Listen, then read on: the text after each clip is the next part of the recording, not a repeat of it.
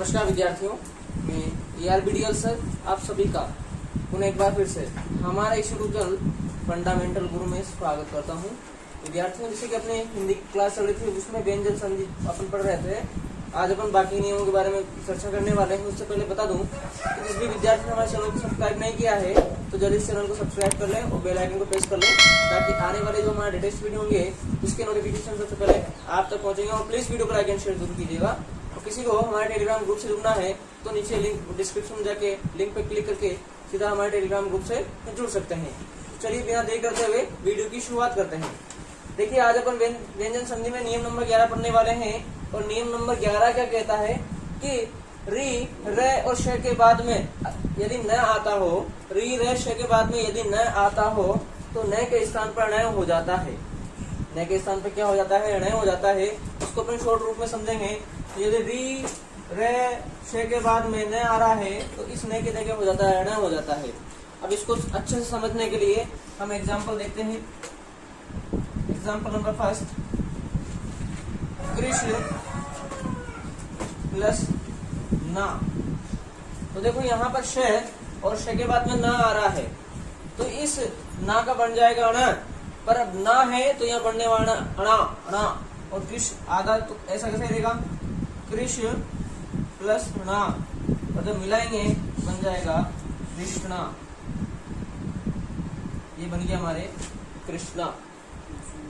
उसी प्रकार से अगला एग्जाम्पल देखेंगे। एग्जाम्पल नंबर 2, कृष्ण प्लस ना बनने वाला है कृष्ण प्लस ना, और मिला के लिखेंगे तो बन जाएगा कृष्णा। एक दो एग्जाम्पल और देखेंगे इसके। देखिए अगला एग्जाम्पल, एग्जाम्पल नंबर 3, प्र प्लस नय। प्र प्लस नय, तो यहाँ पर देखना आधा पे उसके बाद में रे है और फिर नय, ऐसे बनता है प्रणय। प्र ऐसे बनता है आधा पे और बाद में क्या होता है? रे होता है तो बन जाता है प्र। तो यहाँ पे देखो रे के बाद में क्या आ रहा है? ना आ रहा है, ये रे रहा, उसके बाद में न आ रहा है तो यहाँ पे बन जाएगा नय। तो प्र प्लस नय, और जब मिला के लिखेंगे तो बन जाएगा हमारा प्रणय। उसी प्रकार से एक और एग्जांपल देख लीजिए। प्र प्लस नेता, तो यहाँ पर भी रे के बाद में न आ रहा है तो प्र प्लस नेता, और जब मिला के लिखेंगे बनेगा प्रणेता। ये तो हमारे हो गए सिंपल तरीके के एग्जाम्पल। अब इसमें से इस तरह का एग्जाम्पल नहीं पूछता है, एग्जाम्पल अलग तरह का पूछने वाला है आपसे। और कैसे पूछने वाला है उसको भी अपन अगली क्लास जस्ट वीडियो में देखने वाले हैं। तो यहाँ तक स्क्रीनशॉट लें, फिर आगे बढ़ेंगे। अब देखिए, मान लीजिए आपके सामने क्वेश्चन आ गया कि राम प्लस अयन से बन रहा है रामायण। रामायण बन रहा है और बताइए निम्न में से इसमें कौन सी संधि है? ऑप्शन देगा आपके पास में स्वर संधि, बी है व्यंजन संधि, सी है विसर्ग संधि, और डी है तीनों ही। अब इस प्रकार का जब क्वेश्चन होता है तो इसमें दो चीजें अपने को देखनी है कि होता क्या। एक्चुअल में हमने देखा है कि जब भी संधि होती है तो प्रथम पद के अंतिम वर्ण और दूसरे पद के प्रथम वर्ण, यहाँ पर क्या होता है? संधि होती है। तो देखिए अभी मैं रामायण को बनाता हूँ। देखिए जैसे अपना है राम, तो राम को मैं लिखूंगा राम आधा में और अ प्लस अयन। तो अ और अ मिलके बन जाता है यहाँ पर आ, दीर्घ संधि हो रही है यहाँ पर, तो हो जाएगा रामायण।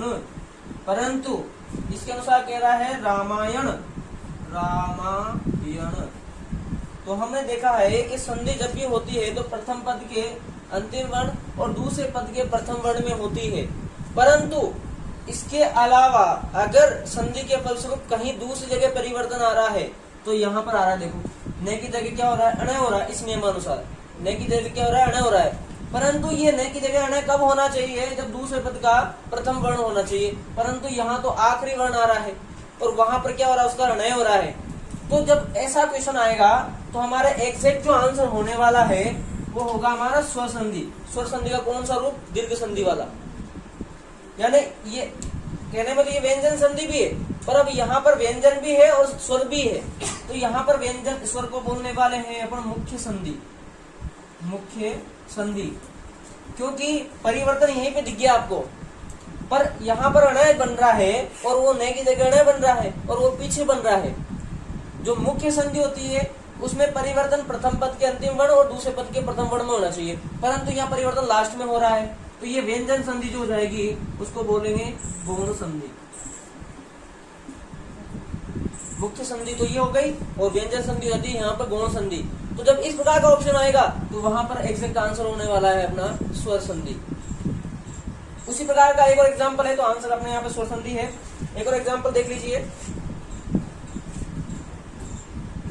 जैसे आपके पास में है नार प्लस अयन, तो यहां से बन रहा है आपका नारायण,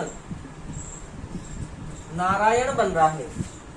तो जब नारायण बन रहा है तो नारायण में भी स्वर संधि ही मुख्य संधि होने वाली है, क्योंकि देखिए यहाँ पर ना र अ प्लस अयन, तो अ और अ मिलके आ बन जाएगा, हो जाएगा नारायण, परंतु बन क्या रहा है, नारायण, नारायण। तो यहाँ पर ध्यान देना है कि स्वर जो संधि है, स्वर संधि तो हो जाएगी मुख्य संधि, मुख्य संधि,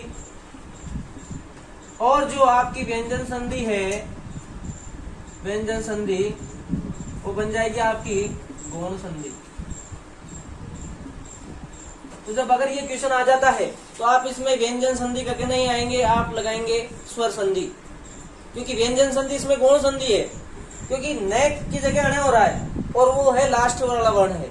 यानी कि जब संधि तो इन दोनों के बीच में होना चाहिए, परंतु इन दोनों के साथ साथ संधि वहां भी हो रही है, वहां भी परिवर्तन आ रहा है, तो वो हो जाएगी गौण संधि और ये हो जाएगी अपनी मुख्य संधि। तो ऑप्शन में वापस अपना क्या हो जाएगा, स्वर संधि हो जाएगा। और इसका एक और एग्जाम्पल देख लो, इसी प्रकार का होता है क्रीड़ा प्लस अंगन, तो यहां बन जाएगा ये क्रीड़ांगण, क्रीड़ांगण। तो यहाँ पर भी स्वर संधि भी हो रही है और साथ में न का अणय बन रहा है, तो यहाँ व्यंजन संधि भी हो रही है, परंतु स्वर संधि यहाँ पर क्या है, मुख्य है, और व्यंजन संधि कैसी है, गौण है। तो समझ में आ गया होगा, यहाँ तक स्क्रीनशॉट लें, फिर आगे बढ़ेंगे। नियम नंबर 12 है अपना कि पदांत ए आ को छोड़कर, पदांत में ए आर को छोड़कर बाकी कोई भी अन्य स्वर आता है और उसके बाद में दंत्य सकार हो, तो दंत्य सकार के स्थान पर मूर्धन्य सकार हो जाता है। कैसे, यहाँ पर देखना इसको शॉर्ट में कि ए आ को छोड़ दिया और बाकी कोई सा भी स्वर है और उसके बाद में दंत्य सकार रहता है, दंत्य सकार की जगह पे हो जाएगा यहाँ पे मूर्धन्य सकार। एग्जाम्पल समझेंगे, जैसे आपके पास में है बी प्लस सम, बी प्लस सम, तो यहाँ पर ई है, वह और ई, तो ई के बाद में स आ रहा है, तो इस से की जगह हो जाएगा श, तो बन जाएगा बी प्लस शम, तो विषम। क्या बन गया हमारा, विषम बन गया। अगला एग्जांपल देखिए, नी प्लस सेध, तो यहाँ पर ई के बाद में स आ रहा है, तो यहाँ पर से का बन जाएगा श, तो नी प्लस शेध, तो मिला के लिखेंगे तो बन जाएगा निषेध। और देख लीजिए एग्जाम्पल नंबर 3, सु प्लस सुक्ति, तो यहाँ पर उ आ रहा है, स उ, सु प्लस सुक्ति, तो बनने वाला है सु प्लस शुक्ति। और जब अपन इसको मिला के लिखेंगे तो बन जाएगा सुषुप्ति। यहां से बन गया आपका सुषुप्ति। उसी प्रकार से एग्जाम्पल देख लीजिए, परि प्लस सद। तो ई के बाद में स आ रहा है, तो परि प्लस शब्द हो जाएगा और मिला के लिखेंगे तो बन जाएगा परिषद। अब आपको मैं 2-4 एग्जाम्पल दे रहा हूं, जिसको करके मुझे उसके आंसर कमेंट बॉक्स में चाहिए। इन 4 को लिखेंगे। तो पहला है हमारा नी प्लस सेशन, इसका संधि विच्छेद संधि करना है। दूसरा है हमारा नी प्लस संग।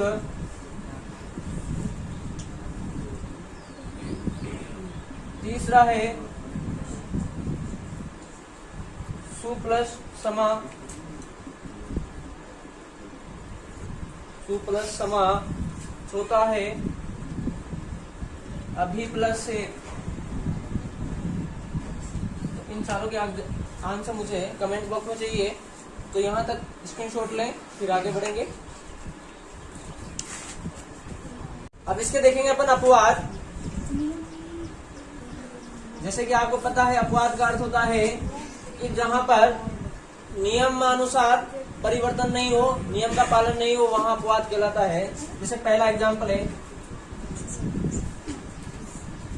कि बी प्लस सर्ग। नियमानुसार तो यहाँ पर शे होना चाहिए, परंतु यहाँ पर शे न होके स का सही रहेगा और बनेगा विसर्ग। अगला एग्जाम्पल है अपवाद स्वरूप बी प्लस सर्जन। नियमानुसार यहाँ पर शे होना चाहिए, मूर्धन्य शकार होना चाहिए, परंतु यहाँ पर दंत्य सकार ही रहेगा, तो रह जाएगा विसर्जन। उसी प्रकार से यहाँ पर बी प्लस स्मरण, तो यहाँ पर श हो जाना चाहिए, परंतु ये भी नहीं होने वाला है। स्मरण ऐसा कैसे रहने वाला है, तो विस्मरण।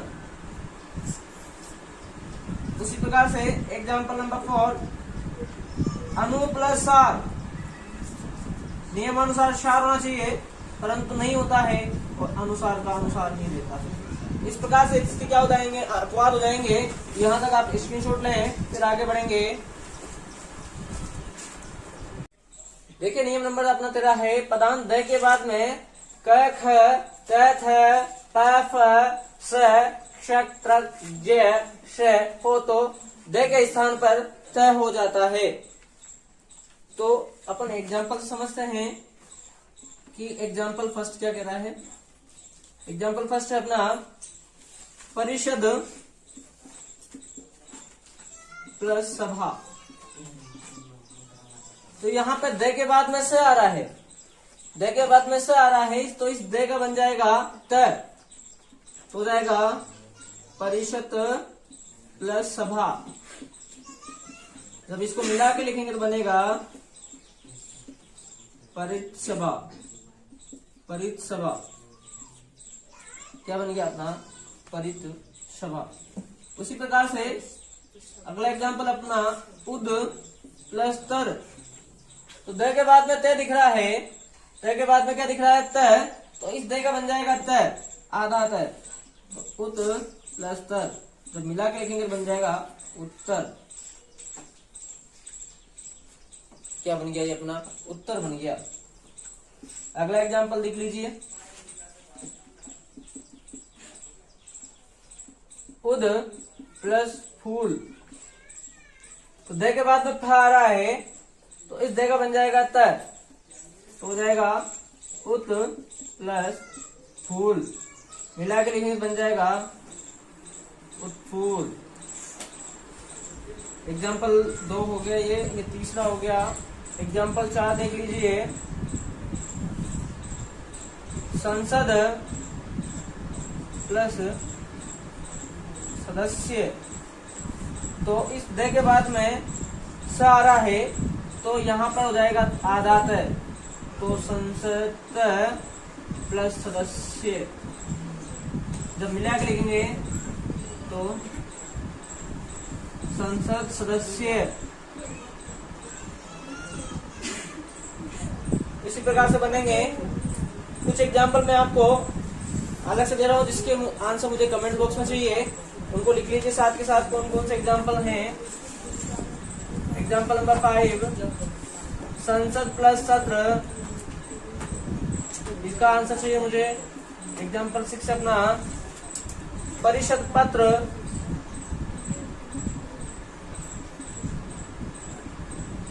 एग्जाम्पल 7 है अपना सद प्लस पर, और एग्जाम्पल 8वां है अपना उद प्लस कंकन, उद प्लस कंकन।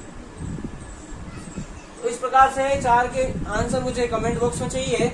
आज क्लास अपन यहीं पे समाप्त करेंगे। अगली क्लास में हम लोग विसर्ग संधि के बारे में चर्चा करेंगे। तो इस क्लास को पसंद आया हो तो इसको लाइक जरूर करें और ज्यादा से ज्यादा अपने दोस्तों में शेयर करें। और अब दीजिए मुझे आज्ञा। जय हिंद, जय भारत।